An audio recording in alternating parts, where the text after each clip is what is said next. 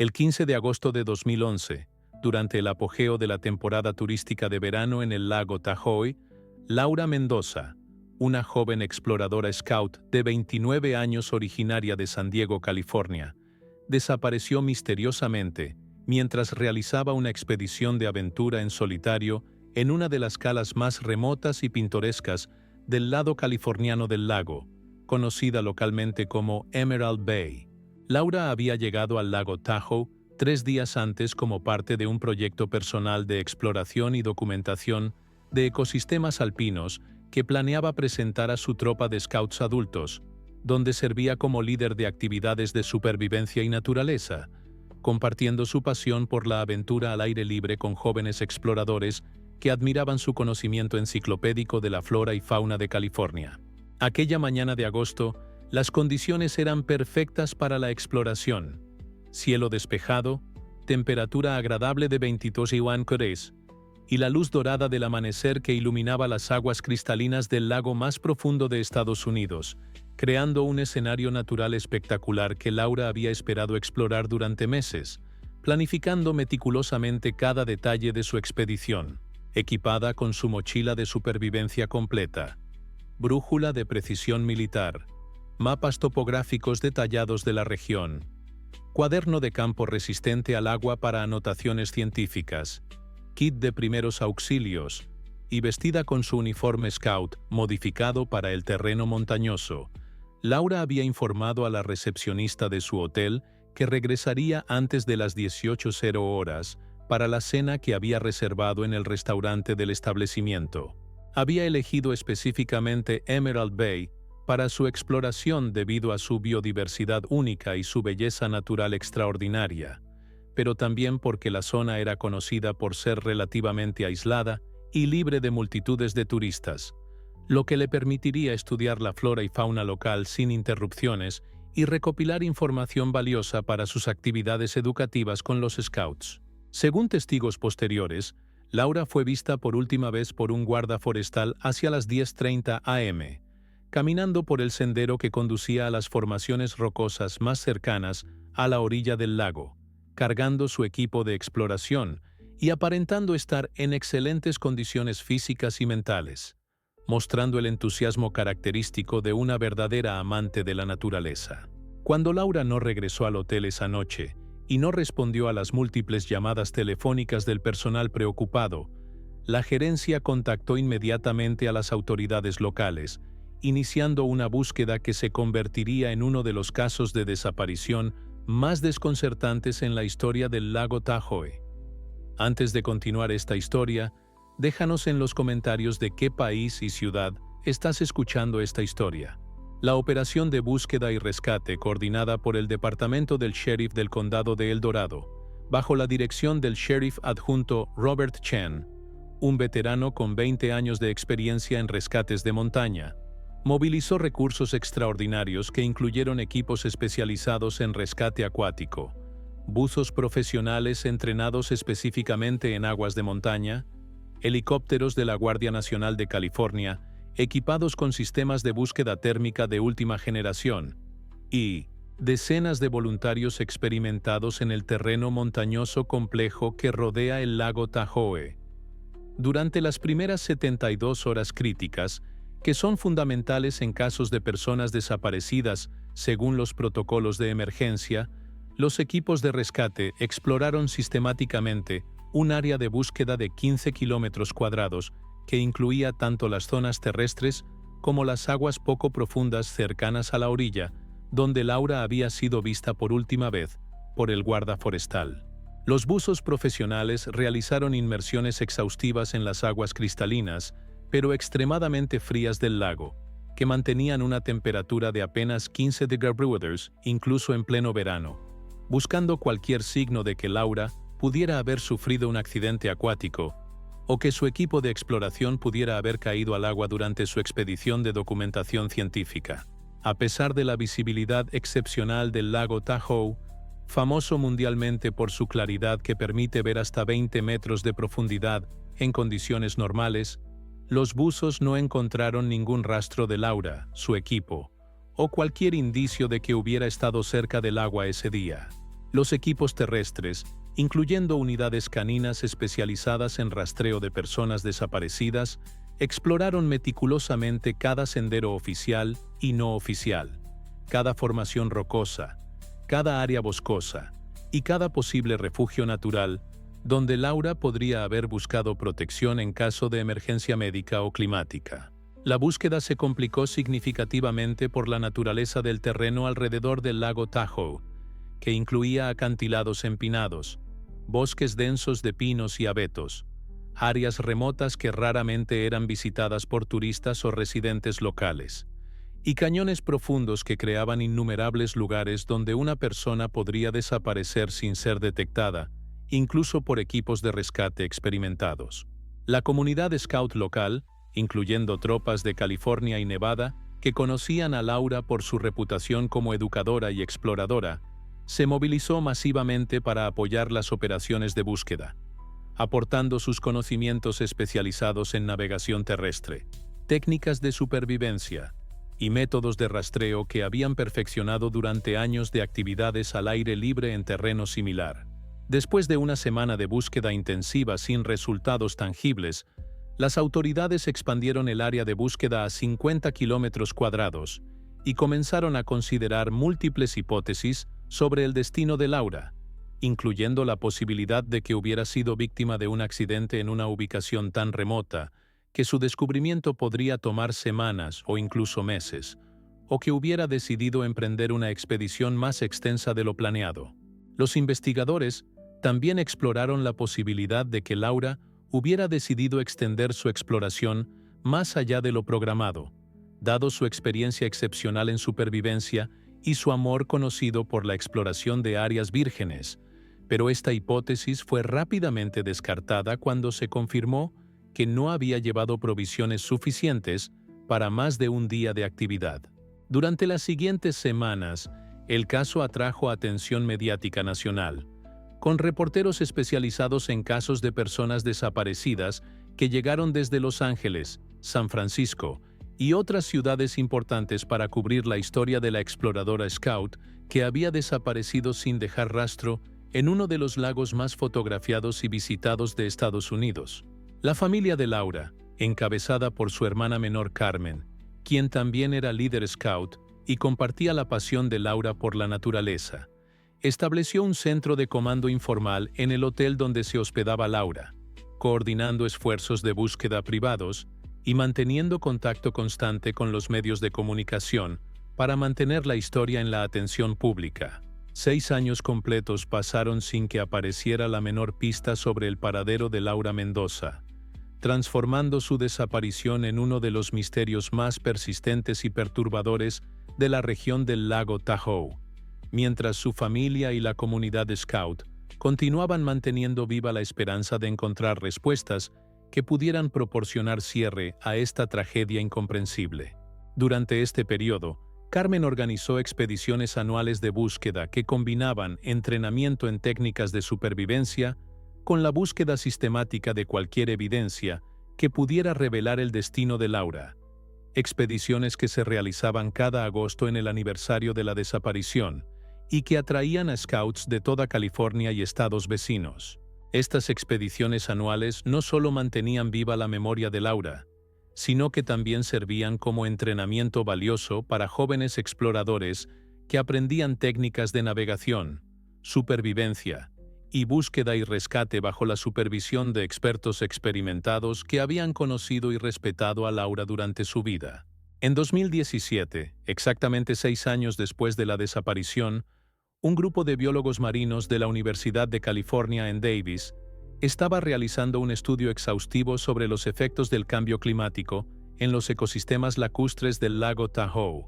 un proyecto de investigación de varios años financiado por la Fundación Nacional de Ciencias, que buscaba comprender cómo las variaciones de temperatura y los niveles de oxígeno afectaban la biodiversidad acuática. Los científicos estaban utilizando vehículos submarinos no tripulados de última generación para explorar las profundidades del lago, particularmente en áreas donde la temperatura del agua y los niveles de oxígeno habían experimentado cambios significativos durante la última década. cambios que podrían tener implicaciones importantes para la conservación del ecosistema único del lago. Durante una inmersión de rutina en una zona profunda cerca de Emerald Bay, a aproximadamente 80 metros bajo la superficie, en un área que raramente había sido explorada debido a su profundidad y la complejidad del terreno submarino, las cámaras de alta definición del vehículo submarino captaron algo que inicialmente los investigadores pensaron que era una formación rocosa inusual, cubierta de vegetación acuática densa.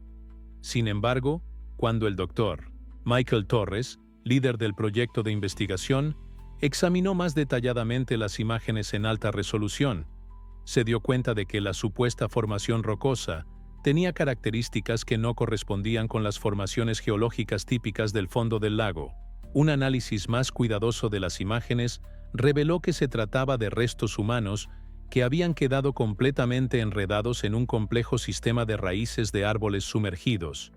raíces que habían crecido y se habían expandido durante décadas en el fondo del lago, creando una especie de red natural que había atrapado y preservado lo que permanecía de un cuerpo humano. Las raíces pertenecían a antiguos árboles que habían caído al lago durante décadas pasadas y que habían continuado creciendo en las profundidades, alimentándose de los nutrientes del agua y formando estructuras complejas que servían como hábitat para diversas especies de peces y plantas acuáticas. Esta revelación no solo proporcionó una respuesta parcial a la pregunta de dónde estaba Laura, sino que también planteó nuevas interrogantes sobre cómo había llegado a esa ubicación específica y qué circunstancias exactas habían llevado a su muerte en las profundidades del lago, preguntas que requerirían una investigación forense completa para ser respondidas adecuadamente. La noticia del hallazgo se filtró rápidamente a través de los canales académicos y llegó a los medios de comunicación locales antes de que el equipo científico pudiera completar su documentación inicial, lo que resultó en una cobertura mediática intensa que complicó los esfuerzos de investigación forense. Antes de que los investigadores pudieran regresar al punto exacto del descubrimiento para realizar una documentación más detallada, toda la zona fue inmediatamente acordonada por agentes del FBI y por biólogos forenses especializados del Departamento de Pesca y Vida Silvestre de California, quienes establecieron un perímetro de seguridad para preservar la integridad de la escena y evitar la contaminación de evidencia potencial. El vehículo submarino no tripulado fue retirado temporalmente del área, mientras se coordinaba una operación de recuperación más compleja que requería la participación de buzos forenses especializados en recuperación de restos humanos en aguas profundas. Se programó una inmersión humana para el amanecer del día siguiente, aprovechando las condiciones de mejor visibilidad que ofrece el lago durante las primeras horas del día, cuando la luz solar penetra más efectivamente en las aguas cristalinas. 2 buzos forenses altamente entrenados, equipados con cámaras de alta definición, sistemas de iluminación submarina y contenedores estériles especializados para preservar cualquier evidencia física que pudiera ser relevante para la investigación, descendieron cuidadosamente hasta los 80 metros de profundidad donde se encontraban los restos. Lo que los buzos encontraron confirmó las observaciones preliminares del vehículo submarino. El esqueleto, todavía parcialmente vestido con los restos deteriorados pero reconocibles del uniforme Scout de Laura, estaba completamente atrapado por las raíces entrelazadas de un antiguo pino que había caído al lago décadas atrás,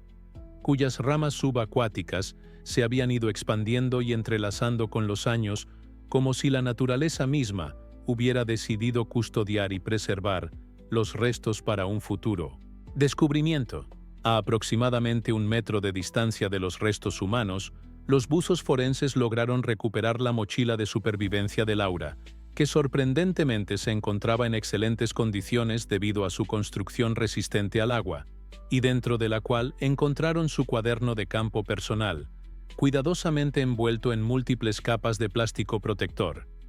Una práctica que Laura había aprendido durante sus años de entrenamiento Scout, para preservar documentos importantes durante expediciones en condiciones húmedas o impredecibles.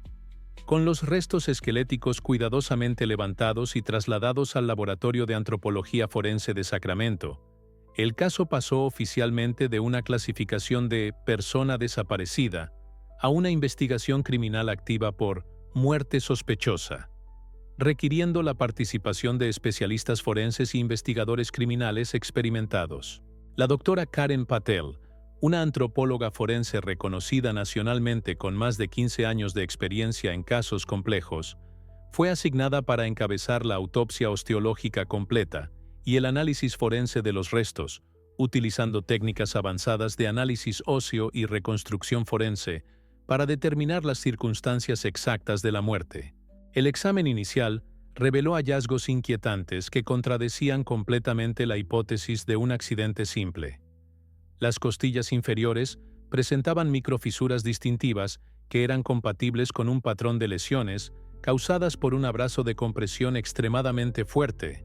un tipo de lesión típica de maniobras de inmovilización forzada o forcejeo violento. Más significativamente, el análisis detallado del hueso hioides, un hueso pequeño pero crucial ubicado en la garganta, que es particularmente sensible a trauma por estrangulación,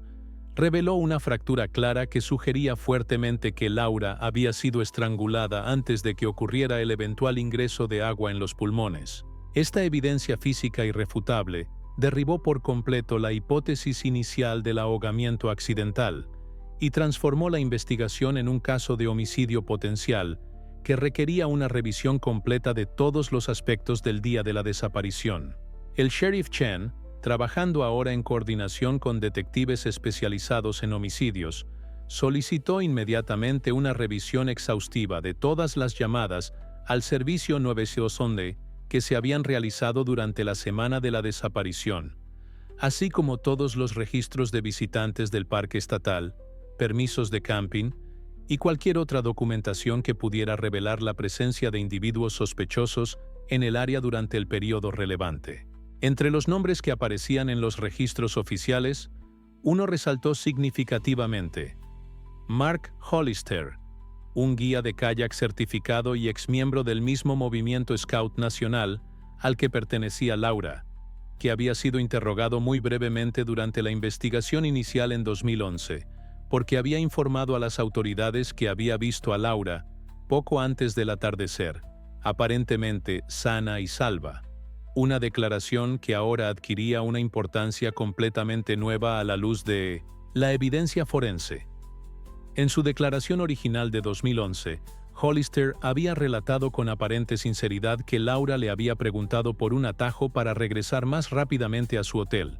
una historia que en ese momento había parecido completamente plausible y no había generado sospechas adicionales. Sin embargo, cuando los investigadores revisaron esta declaración en el contexto de la nueva evidencia forense, encontraron una contradicción fundamental que les hizo reconsiderar completamente la credibilidad de Hollister. Según el testimonio detallado de Carmen, la hermana de Laura, y de otros miembros experimentados de la comunidad Scout que conocían bien a Laura,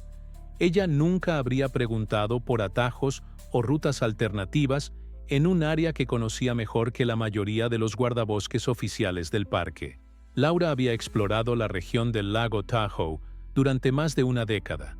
Había liderado docenas de expediciones de entrenamiento en el área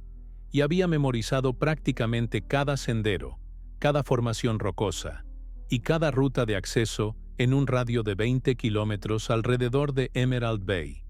La idea de que ella necesitara direcciones de un extraño para encontrar su camino de regreso era completamente inconsistente con su experiencia y conocimiento documentados del área. Esta contradicción fundamental reactivó inmediatamente la atención investigativa sobre Hollister, quien los registros mostraban que en 2014 se había mudado discretamente a Carson City, Nevada, donde continuaba ofreciendo servicios de guía para excursiones privadas en kayak en la ribera oriental del lago Tahoe. Los investigadores también descubrieron que Hollister tenía antecedentes de problemas con el alcohol y había sido arrestado 2 veces por conducir bajo la influencia durante los años posteriores a la desaparición de Laura, información que no había estado disponible durante la investigación inicial. Adicionalmente, varios registros comerciales indicaban que Hollister había operado un negocio de reparación de embarcaciones menores durante el periodo de la desaparición,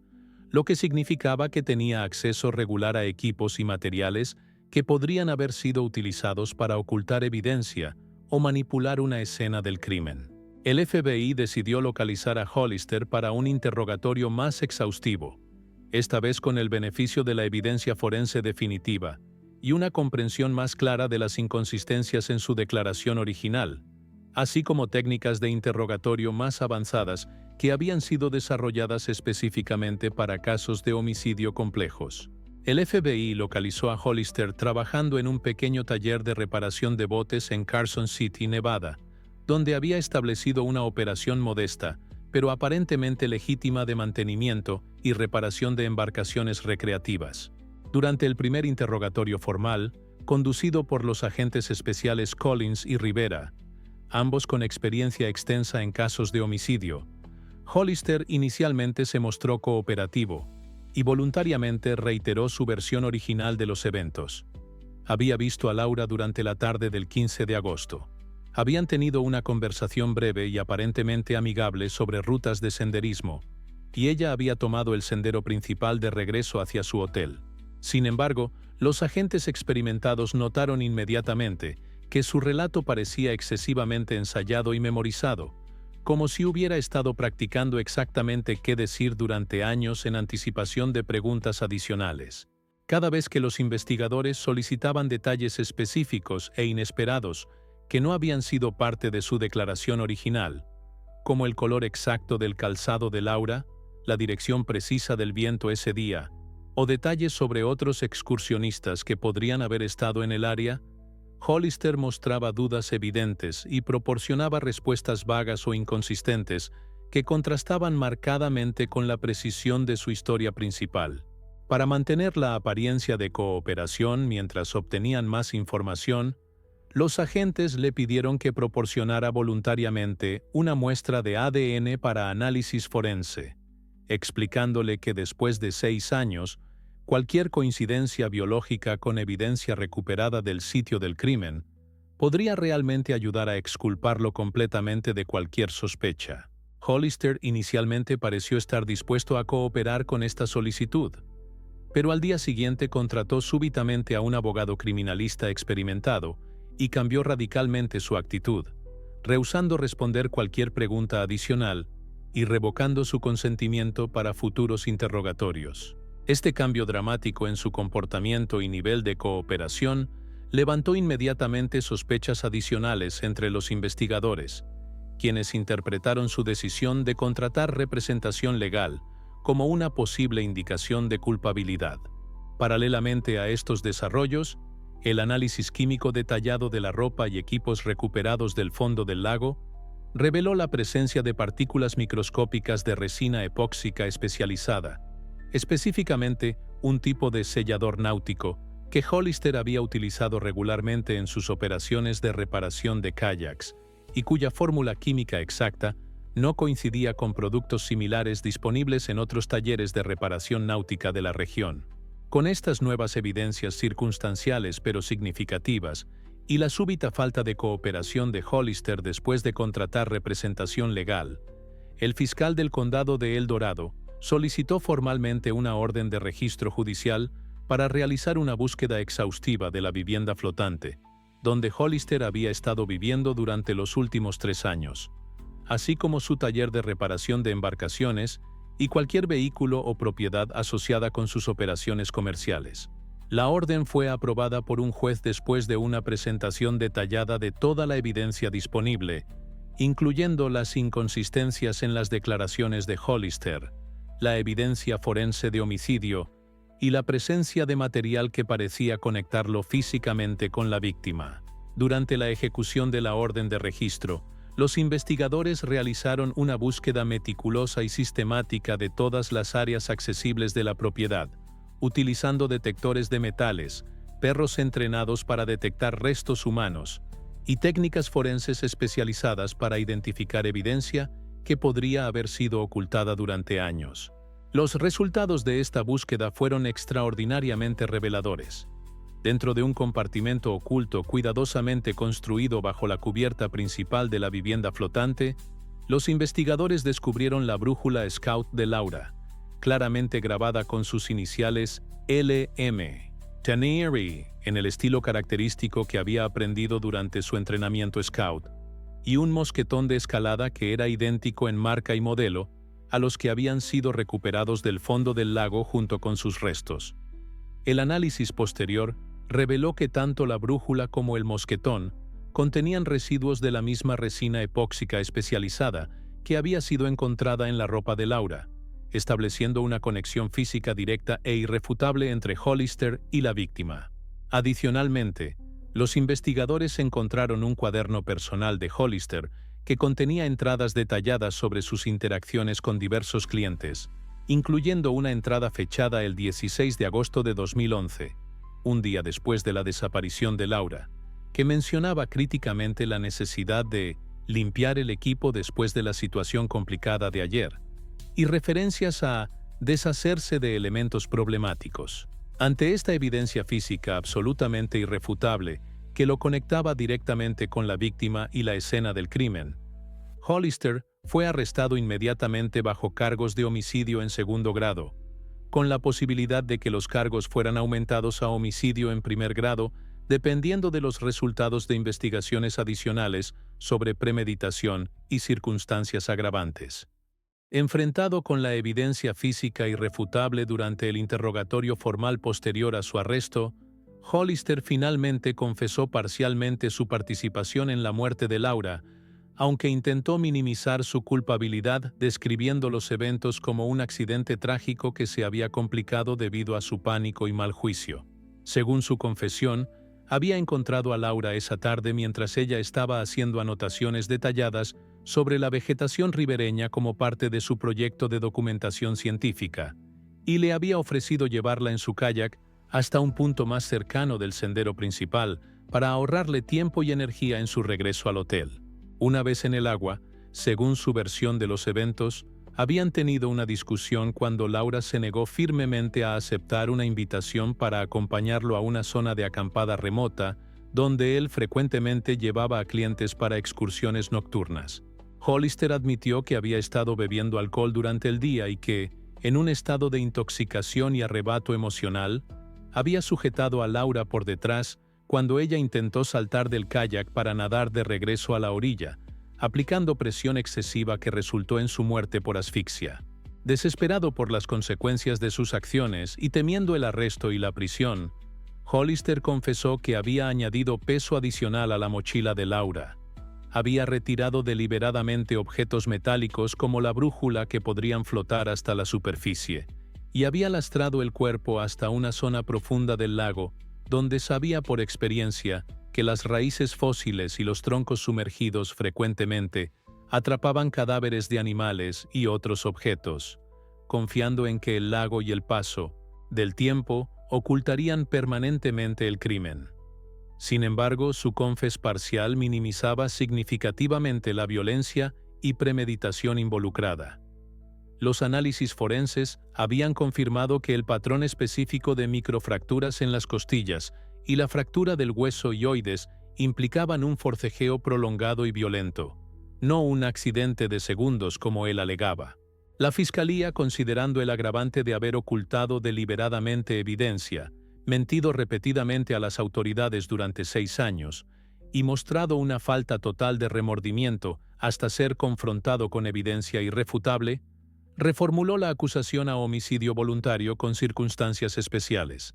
buscando una sentencia de cadena perpetua sin posibilidad de libertad condicional. Hoy, más de una década después de la tragedia, el legado de Laura Mendoza perdura en cada grupo scout que recorre el lago Tahoe, equipado con protocolos de seguridad más estrictos inspirados en su historia, y cada 15 de agosto, una ceremonia conmemorativa recuerda a la exploradora que enseñó que la verdadera aventura requiere tanto coraje como prudencia, demostrando que incluso las tragedias más oscuras pueden nutrir la esperanza cuando la memoria se convierte en acción protectora para futuras generaciones.